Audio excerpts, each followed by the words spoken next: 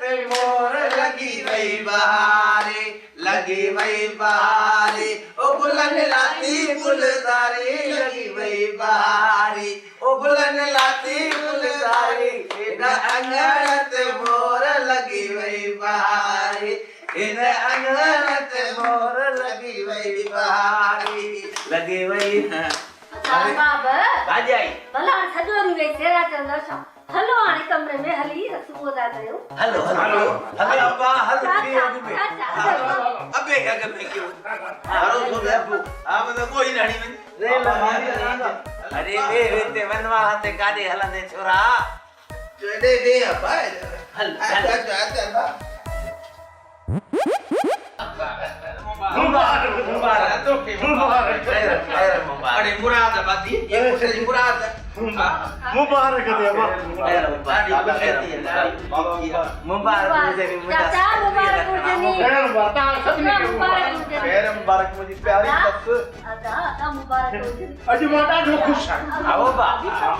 अल्लाह कंदो त सॼी ज़िंदगी ईअं ई तव्हां भाइर पाण में ख़ुशि हूंदो ॿियो त शहज़ादी बि वनवा में वेठी वई ख़ैरत इंशाल्लाह बाबा हाणे हमेशा ईअं प्यार मोहबत सां रहंदासीं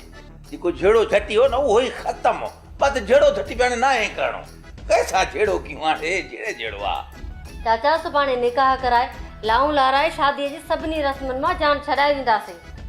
ऐं पोइ ॿी राति सोन जो देगड़ो बि ख़ुदा कंदो ॿाहिरि अची वेंदो ऐं असां सभु अमीर थी वेंदासीं जहिड़ा थींदा आहिनि सुञाइप ते बाबा जॾहिं असां अमीर थी वेंदासीं त पोइ जहिड़ा छा बाबा असां सही पिया चऊं न हा हा बिल्कुलु बिल्कुलु सही थो चवे पियो चाचा पोइ तूं ख़ामोश छो आहे हां तुंहिंजे चेहरे ते का ख़ुशी नज़र कोन थी अचे मां सोचां थो त देगड़ो किथे पूरियल आहे बादाम जे खुराकनि जा मण खाई वियो आहीं अञा तुंहिंजो दिमाग़ कमु न कंदो छा अम्मा ॾाॾा जो दिमाग़ कमु करे थो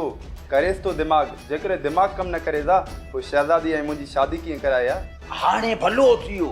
सभिनी जे निभाग जा ॾींहं ख़तम थी विया सुभाणे खां वठी असांजे घर में भाग जा लामारा हूंदा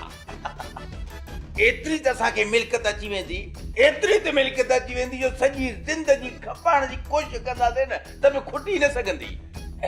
ईअं बा भाग जा दरवाज़ा त खुलिया पिया आहिनि पर तव्हांजो किरो त ख़तमु थिए न पुट ओ बाबा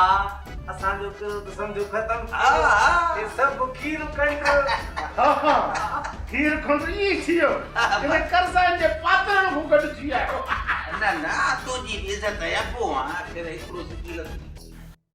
ॾाढा पंहिंजो कमाल करे ॾेखारियो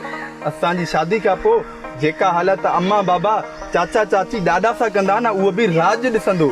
पर रहीम ईअं बि त थी सघे थो न त ॾाॾा वटि सच्चीअ में सोन जो देगड़ो लिकियल हुजे जेकॾहिं हुजे हा न त लिकाए कोन रखे आहे बाबा ऐं चाचा जे हवाले करे छॾे आहे इन जो इहो मक़सदु थियो त ॾाॾा चाचा चाची बाबा अम्मा खे बेवकूफ़ पियो बणाईंदो अचे यको न शहज़ादी ॾाॾा कंहिंखे बि बेवकूफ़ कोन थो बणाए पर कोशिशि थो करे त असांजो ख़ानदान हिकु थी वञे इन कोशिशि में ॾाॾा ज़रूरु कामयाबु थींदो रहीम थोरो सोच जेकॾहिं असांजी शादी खां पोइ चाची ऐं अम्मा खे इहा मिल्कियत न मिली त इहो जेको थोरो रहियो कयो कुर्बो आहे इहो बि ख़तम थी वेंदो न शहज़ादी तुंहिंजी ऐं मुंहिंजी शादी खां पोइ अम्मा बि मजबूर थी पवंदी ऐं चाची बि इन करे जिथां ॾाॾा कमु छॾींदो उतां असांखे कोशिशि करणी पवंदी जीअं असांजो ख़ानदान वरी अलॻि न थिए ठीकु आहे रहीम जीअं तूं चाहींदे न उहे ई थींदो ऐं मां तुंहिंजो पूरो पूरो साथ ॾींदसि शहज़ादी दुआ कर त पंहिंजी बि शादी थिए ऐं रुखनो पैदा न थिए पोइ पाण गॾिजी ॾाॾा जो साथ ॾींदासीं हा